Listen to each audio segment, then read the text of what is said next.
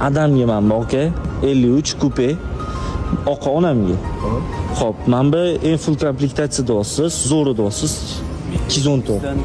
Menga bu 3 ta. Mana bu ayolimga. Bu ham kupe. Ayolim endi sal kichikroqni haydasa. Xo'p, narxi aka buni 170 ming taxminan. 170 oqi 168. 168. Xo'p.